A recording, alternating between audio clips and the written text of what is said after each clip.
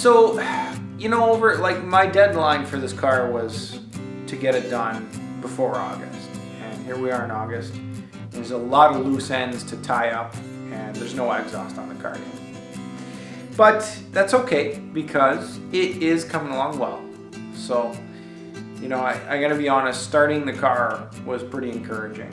But and taking it outside in the driveway, just backing up and going forward and backing up, back and forth a little bit, and hearing that engine run, it really kind of gave me a little bit of a boost in motivation on the car.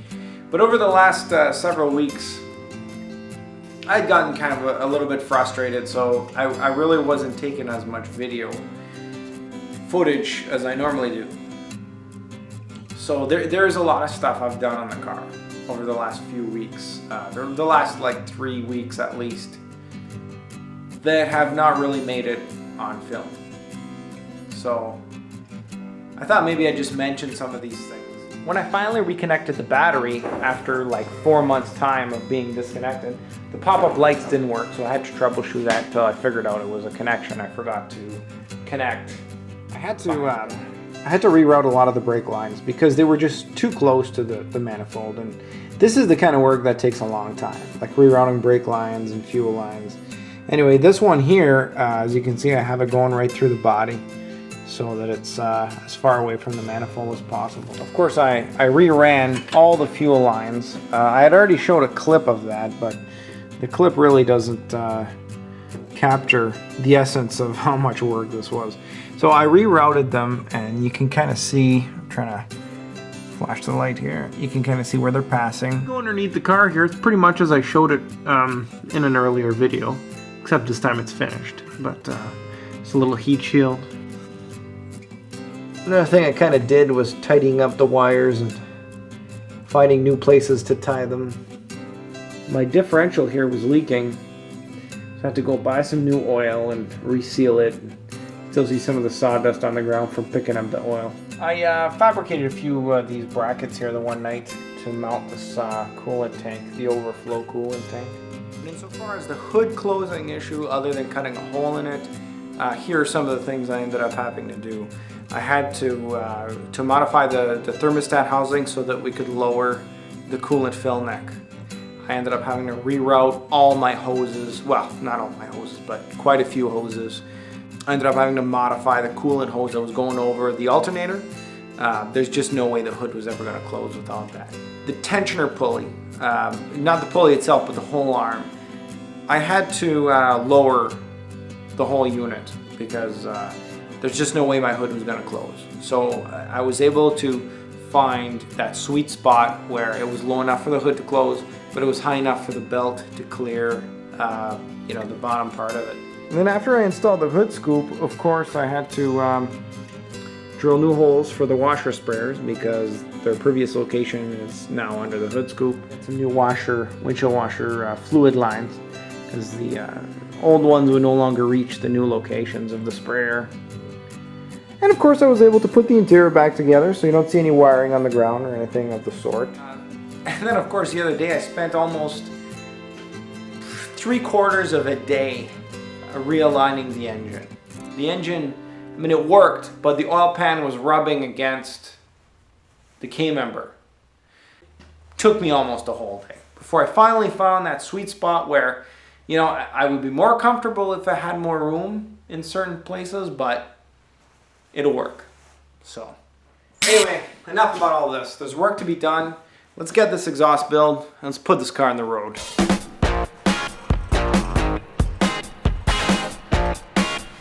So I fabricated this guy over here, flange at the end, because I just couldn't find the right one. I found some stainless steel ones, but not some regular ones. Anyway, so otherwise I cut bits and pieces here and there to weld this properly and tack weld it in place. And then once I've got everything looking pretty good, I'm going to take everything off and weld it properly.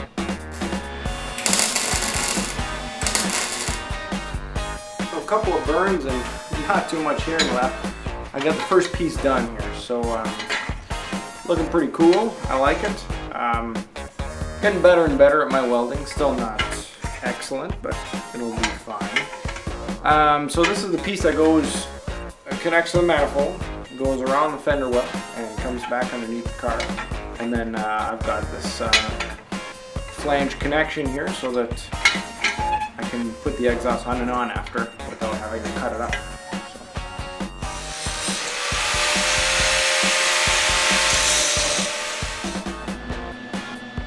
I just wanted to show the fabrication and process here. I don't know how well you can see it, but so I'm working on the passenger side now, okay? You can see that it's tack welded in place. It's not too difficult of a process. There's not really a whole lot I can really show on the video. It's really just a matter of cutting and fitting and cutting again and fitting again and grinding a little bit and fitting it back till you have all the pieces kind of proper. Tack them all together and then weld them all up. So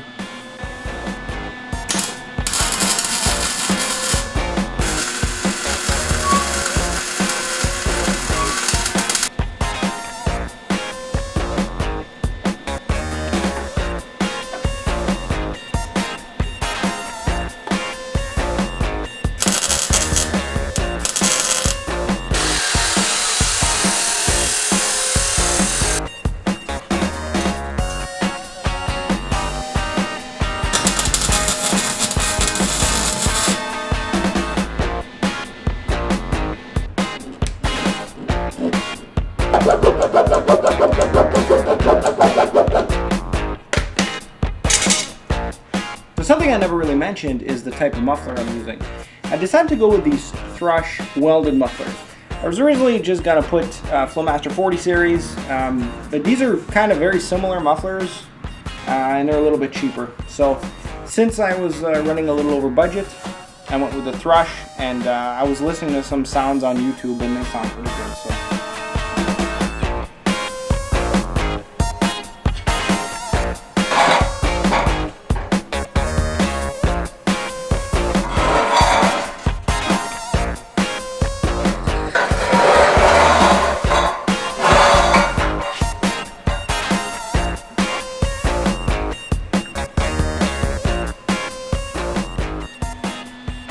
After an hour of welding, looks like I'm finally done.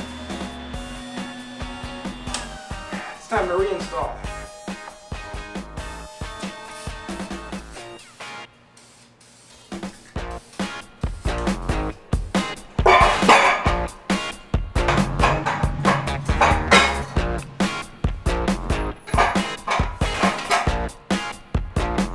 Okay, so I just did a little bit more work on the exhaust. I painted some of the welds and stuff like that.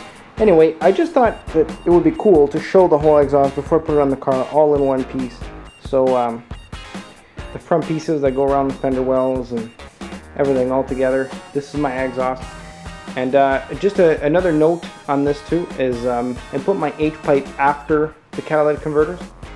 I think that's typically not done. Normally you try to put them as close to the headers as possible, so before the catalytic converters, but I just didn't really have the room to put them before, and they ended up like that anyway. And from what I read online, shouldn't be a big deal. Alright, it's late at night. I pushed real hard today to get this exhaust done. I think the whole exhaust probably took me close to 20 hours of fabrication time and installation and everything. Anyway, so I put the old rims back on. It's time to put the car back on the ground, and I don't know if I'm gonna. I was hoping to be able to go take it for a ride tonight, just down the road. I mean, really slow, but it's getting kind of late, so I might have to wait till tomorrow. But anyway, let's get it off the jacks then.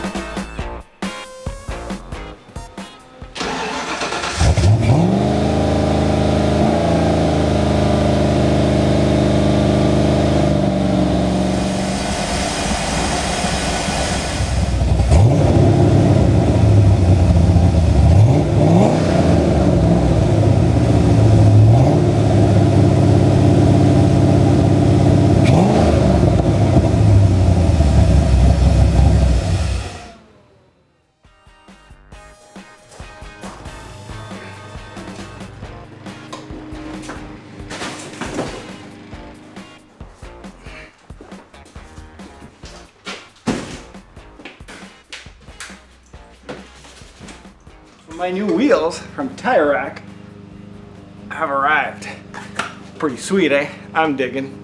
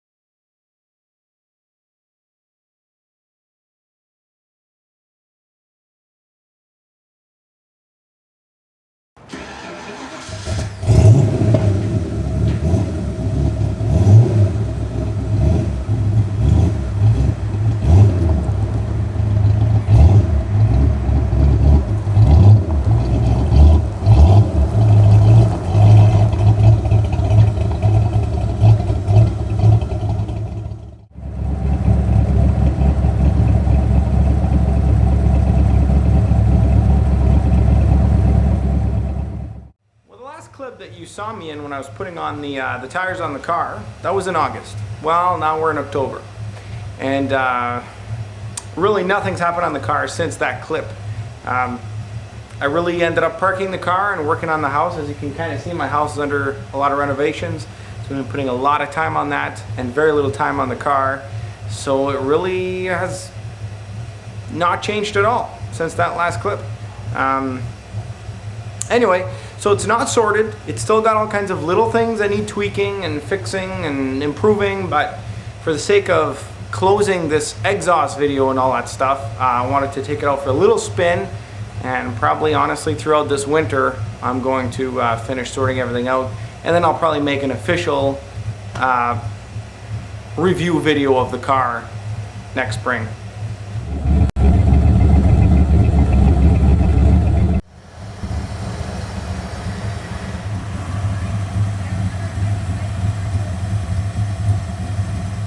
Now, it's a little cold out here at this time of year. Again, it's almost November. We're at the end of October, and it's a little too chilly to be riding with the top down. So put the top back up, and I'll take it for a little spin.